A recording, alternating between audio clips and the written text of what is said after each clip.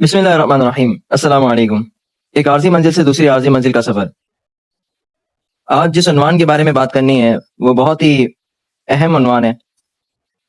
رسول اللہ صلی اللہ علیہ وسلم کی تعلیمات پر ہر مسلمان کا عمل کرنا فرض ہے اور ضروری ہے، لیکن رسول اللہ صلی اللہ علیہ وسلم کے طریقے کے مطابق چلنا، ہم بات تو اس کے متعلق بہت کرتے ہیں لیکن وہ چلن، وہ روش وہ ہمارے اندر دکھتی نہیں ہے۔ اسی کے متعلق اگر ہم صحابہ کرام کے بارے میں بات کریں تو انہوں نے اپنے افعال کے ذریعے سے، اپنے اعمال کے ذریعے سے رسول اللہ صلی اللہ علیہ وسلم کی ایک ایک سنت کو زندہ کر کے رکھا ہوا تھا۔ اسی کے متعلق ایک واقعہ ہے حضرت جریر رضی اللہ تعالیٰ عنہ کی امانت داری کے اوپر کہ ایک مرتبہ انہوں نے اپنے غلام کو کہا کہ آپ جائیں اور میرے لیے ایک گھوڑا خرید کر آئیں۔ ملازم ہے، نوکر ہے، وہ لے کر آیا اور سودا کیا 300 روپے میں، یعنی 300 درہم میں۔ جب وہ گھوڑا دیکھا اپنے حضرت جریر بن عبداللہ رضی اللہ تعالیٰ عنہ نے تو کہا کہ یہ تو مہنگا ہے، مطلب اس کی قیمت تو بہت زیادہ ہونی چاہیے، تم 300 میں کیسے لے آئے؟ بہرحال وہ مالک کے پاس گئے اور کہا کہ میں اس کو اگر 400 درہم دے دوں تو؟ وہ کہنے لگا جی بڑی اچھی بات ہے۔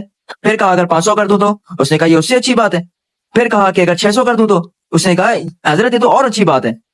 تو پھر کہا اگر میں 700 کر دوں تو خریدار جو تھا، جو بیچنے والا تھا، وہ حیران ہونے لگا کہ آج تک کبھی ایسا نہیں ہوا کہ خریدار نے کہا ہو کہ میں اس کی قیمت، اس چیز کی قیمت زیادہ دوں گا۔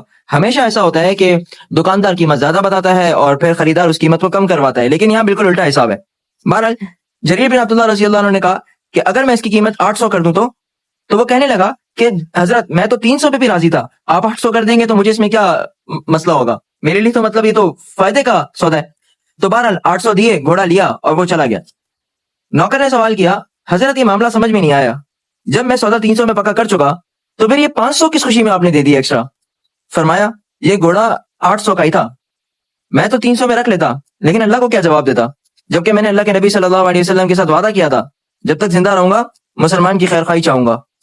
اب یہ بات ہے مسلمان کے ساتھ خیر خواہی کی، اور ہمارا عمل دیکھیں، ہم کوشش کرتے ہیں کہ مسلمان کو، اپنے بھائی کو جتنا نقصان پہنچا سکتے ہیں پہنچائیں۔ یہاں تو اسلامی بھائی کی بات چھوڑیں، ہم سگے بھائی کو نہیں بخشتے، سگے بھائی کا کتنا نقصان کروانے کے در پہ رہتے ہیں ہم۔